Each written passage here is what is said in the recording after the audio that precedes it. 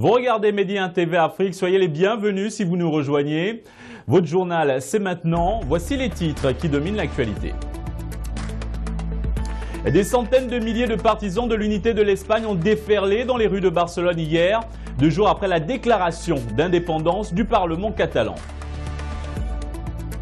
La commission électorale kenyane annoncera aujourd'hui si elle organisera ou non un vote dans 4 comtés de l'Ouest, bastion de l'opposition, où le scrutin a été annulé pour cause d'insécurité. Tous les détails de cette élection présidentielle au Kenya dans cette édition. Et à Niamey au Niger, de violents heurts ont éclaté hier entre police et manifestants. Ces derniers protestaient contre la loi de finances 2018 jugée antisociale. Le projet qui avait été présenté en fin de semaine par le ministre des Finances implique une hausse des prix et des impôts. Soyez les bienvenus sur Medi 1 TV Afrique. En Espagne, une manifestation monstre donc a eu lieu dimanche à Barcelone. Ils étaient plus d'1 million dans les rues de la capitale catalane pour protester contre la déclaration unilatérale de sécession et exprimer leur fort attachement au Royaume d'Espagne. Une manifestation entourée d'un important dispositif sécuritaire pour éviter tout débordement. Des images commentées par Mamadou Diaye. La Catalogne, c'est nous tous. Le slogan du 8 octobre qui avait déjà réussi à mobiliser plusieurs centaines de milliers de personnes est repris pour cette nouvelle manifestation. Après les séparatistes vendredi, les Catalans qui souhaitent rester dans l'Espagne entendent bien occuper la rue et faire de cette marche une démonstration de force dans une ville et une région plus que jamais divisées.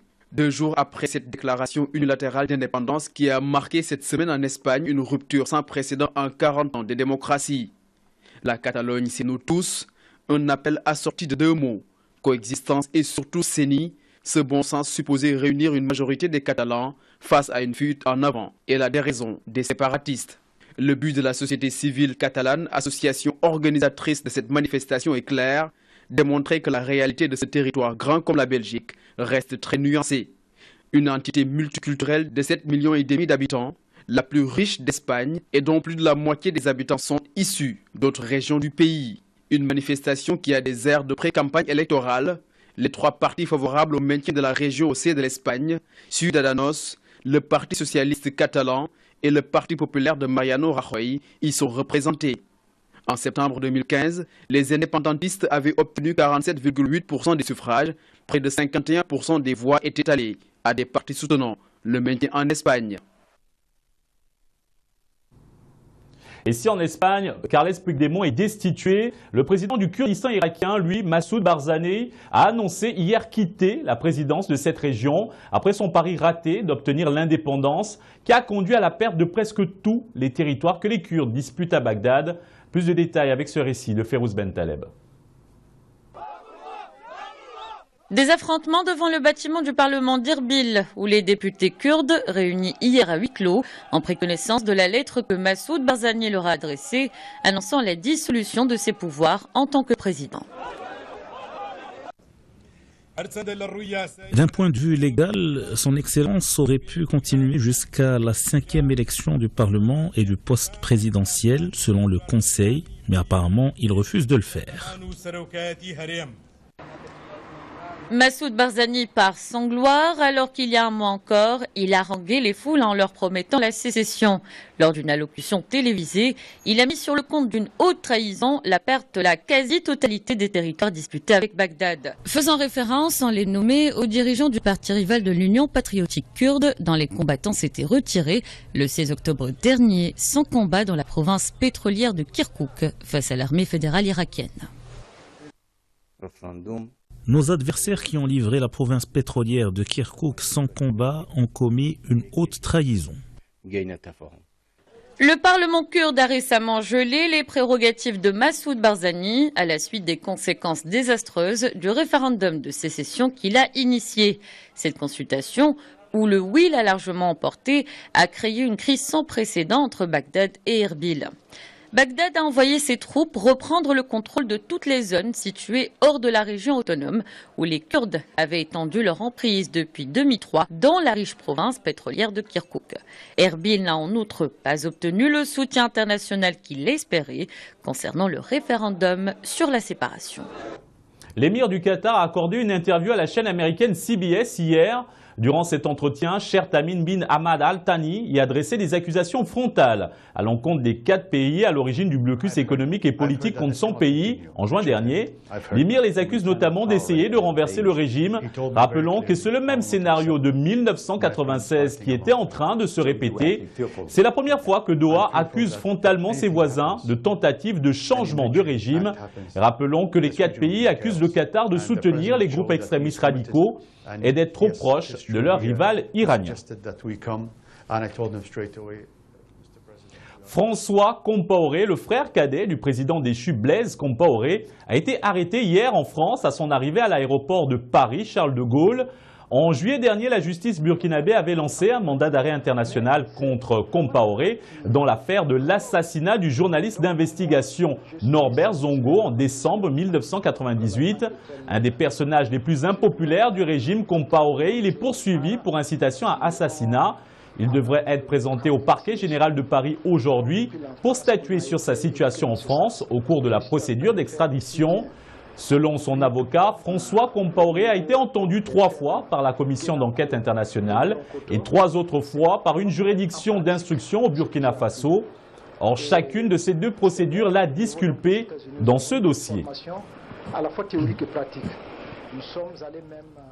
En Somalie maintenant, les chefs de la police et des renseignements sont limogés suite à l'attentat qui a tué 27 personnes samedi. Cette nouvelle attaque revendiquée par le groupe terroriste Al-Shabaab intervient à moins de 2 semaines après l'attentat le plus meurtrier de l'histoire du pays.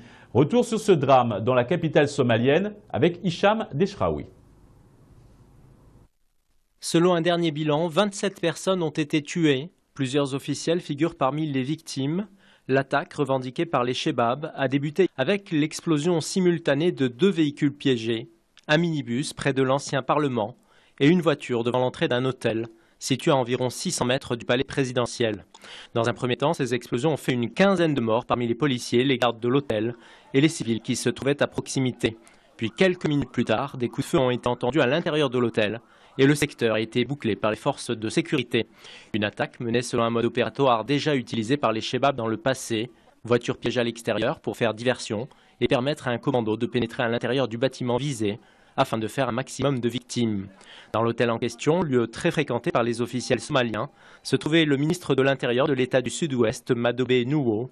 Il aurait été tué dans sa chambre selon le correspondant de The Voice of America qui se trouvait sur place. Une femme et ses 2 enfants qui ont couru vers la chambre du ministre ont également été tués par les assaillants. On compterait aussi parmi les victimes un haut responsable de la police et un ancien député.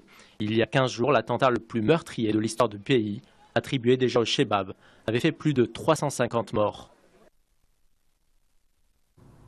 La commission électorale kenyane annonce aujourd'hui si elle organisera ou non un vote dans 4 contrées de l'ouest du pays, bastion de l'opposition, où le scrutin a été annulé pour cause d'insécurité.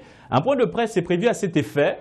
Selon la loi électorale, les résultats doivent être annoncés dans les 7 jours suivant l'élection, soit d'ici le 2 novembre à minuit.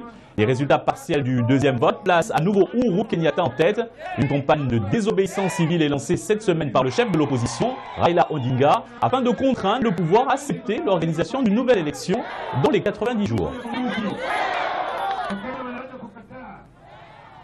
Parlons maintenant de la crise politique qui secoue actuellement le Togo. L'opposition ne recule plus devant rien. Elle dénonce l'impact négatif de la crise sur l'économie du pays et exige désormais, sans complexe, le départ du président Faure Gnassingbé. Les précisions de Bob Bamba. Dans ce marché de friperie, les activités sont au ralenti. Et pour cause, la situation sociopolitique qui secoue le pays depuis plus de 2 mois. Et une situation qui jette un effet négatif sur l'économie du pays.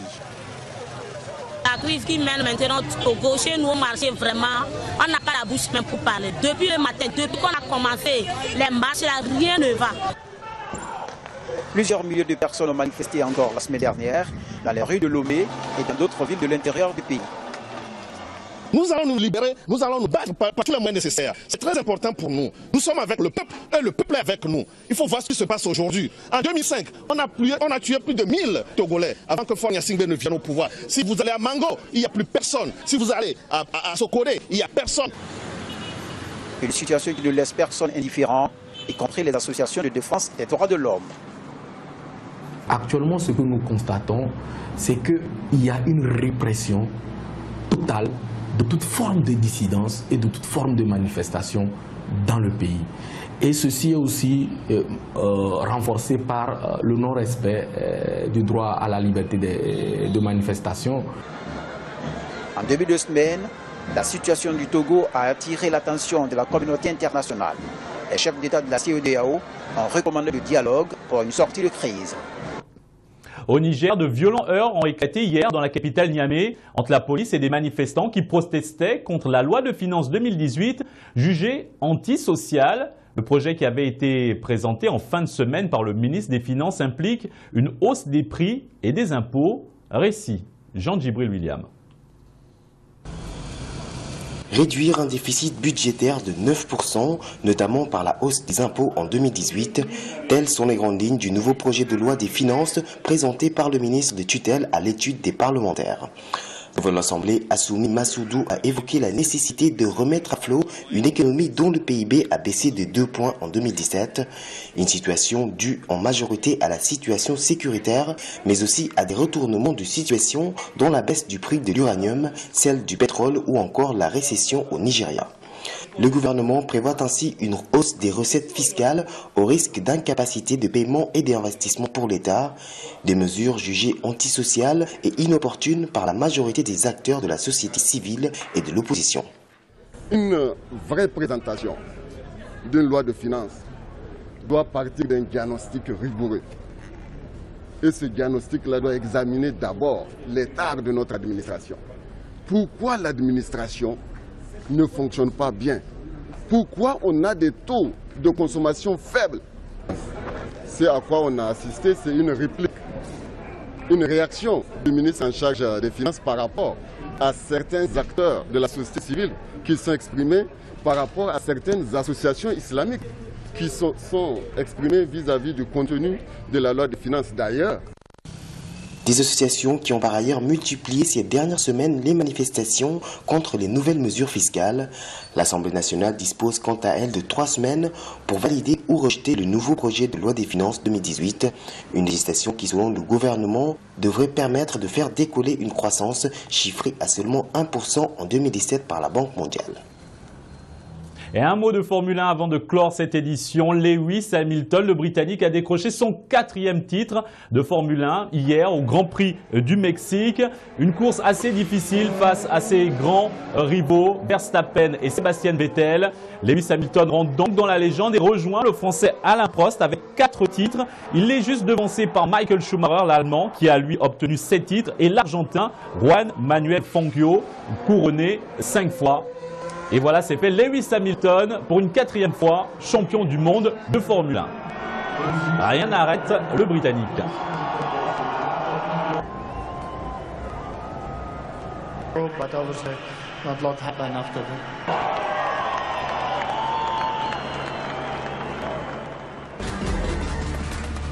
C'est tout pour ce journal. Retrouvons ensuite l'invité de la rédaction. L'édition de Dakar, elle, reviendra juste après. Merci à vous.